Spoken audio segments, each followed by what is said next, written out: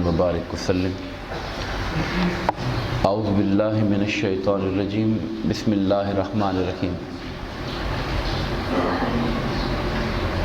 हुज़ूर नबी करीम अलैहिस्सलातु वस्सलाम के सीरत तय्यबा के इस दर्स में आज दो बातें आपके सामने बतौर ख़ास रखूँगा। एक तो ये कि अल्लाह तबारक व तआला ने जहाँ हमारे आका हुज़ूर सरवर आलम सल्लल्लाहु अलैहि वसल्लम को अखलाक का आला तरीन मर्तबा अता फ़रमाया था, यानी सीरत के बुलंद मकाम पे फ़ायद फ़रमाया था, वहाँ अल्लाह ने अपने महबूब को हुस्ने सूरत से भी नवाजा हुआ था। यानी आप सीरत के भी आला मकाम पर थे और सूरत के हुस्न व जमाल में भी आला तरीन मकाम पर फायज थे। कई ऐसे वाक़यात हुए जिसमें सलीमुल फितरत आदमी ने जब सरकार दो आलम को देखा तो फ़कत आपका चेहरा अनवर देखने के साथ ही कहा कि इस खूबसूरत चेहरे वाला कोई झूठा इंसान नहीं हो सकता। आका नामदार अलैहिस्सलातु वस्सलाम जब आईना देखा करते थे, ये हम सब के लिए इसके अंदर एक सुन्नत है, तो हुजूर दुआ फरमाया करते थे और ये दुआ भी आपकी आजिज़ी पर मुश्तमिल है। अल्लाहुम्मा हस्सिन सीरती कमा हस्सनत सूरती, ऐ अल्लाह जिस तरह तूने मेरी सूरत अच्छी बनाई मेरी सीरत को भी अच्छा बना दे। ये हमारे लिए एक मैसेज और पैगाम है। सादा लफ्ज़ों में हम यूँ कह सकते हैं, अल्लाह जिस तरह तूने मेरी शक्ल अच्छी बनाई है इसी तरह मेरा किरदार भी अच्छा बना दे। तो ये दुआ अगर अरबी के अल्फाज आपको याद न भी हों तो ये उर्दू वाले हमेशा आईना देखते हुए पढ़ने चाहिए। आका नामदार का जो ज़ाहिरी सरापा था उसको बहुत से लोगों ने नकल किया कि हुजूर कैसे थे।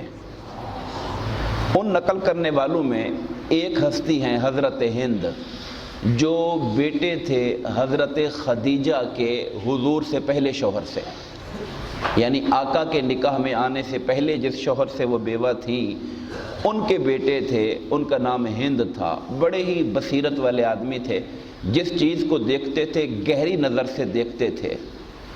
हज़रत हसन इमाम हसन मुश्तबा रज़ी अल्लाह ताला अन्हु कहते हैं कि मैंने अपने मामू हज़रत हिंद को मामू कहा। उनसे मैंने पूछा कि हमें हुजूर का हुलिया तो बताएं, हुजूर की शक्ल कैसी थी। तो उन्होंने हुजूर का जो हुलिया नकल किया वो मैं आपके सामने आज बयान करूँगा। हज़रत हिंद कहते हैं कि रसूलुल्लाह सल्लल्लाहु अलैहि वसल्लम लोगों की निगाहों में बड़े जलीलुल कद्र और अज़ीमुश्शान दिखाई देते थे। आका का चेहरा इस तरह चमकता था जिस तरह 14वीं रात का चांद चमकता है। आप छोटे कद वाले से लंबे और ज़्यादा तवील कद वाले से कम थे, यानी ना आपका कद छोटा लगता था, छोटों से आप बड़े लगते थे, और ना ही जो बहुत बड़े कद वाले होते हैं उस तरह भी नहीं था, उससे आप छोटे लगते थे, यानी दरमियानी कामत वाले थे। सर मुबारक बड़ा था, गैसूए मुबारक यानी बाल ज़्यादा घुंघरियाले न थे। अगर मुँह मुबारक उलझ जाते यानी बाल अगर आपस में उलझ जाते तो हुजूर मांग निकाल लेते थे, मांग, वरना हुजूर के जो गैसू थे वो कानों की लौ से नीचे ना जाते थे, इससे नीचे आपके बाल नहीं जाते थे, कान की लौ तक रहते थे।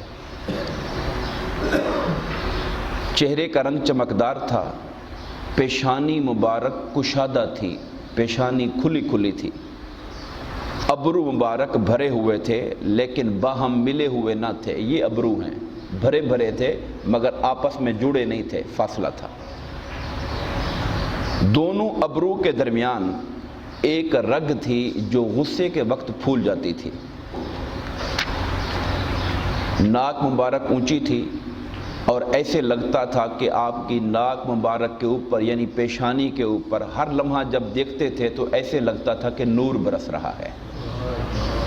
दाढ़ी मुबारक घनी थी دونوں رخسار ہموار تھے، دہن مبارک کشادہ، دہن منہ کو کہتے ہیں، دہن مبارک کشادہ تھا اور دندان مبارک چمکدار اور شاداب تھے۔ دندان دانتوں کو کہتے ہیں، چمکدار اور شاداب تھے۔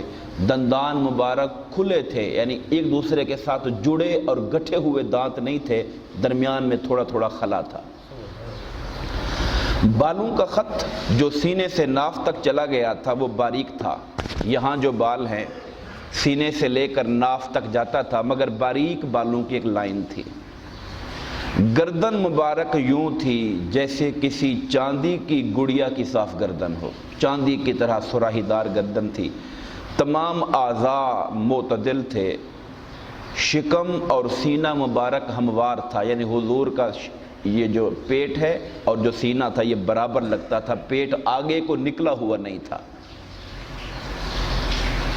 دونوں کندھوں کے درمیان کافی فاصلہ تھا، یعنی کندھے چوڑے تھے، ہڈیوں کے جوڑ بھاری تھے، سینے کی ہڈی اور ناف کے درمیان بالوں کا خط ملا ہوا تھا۔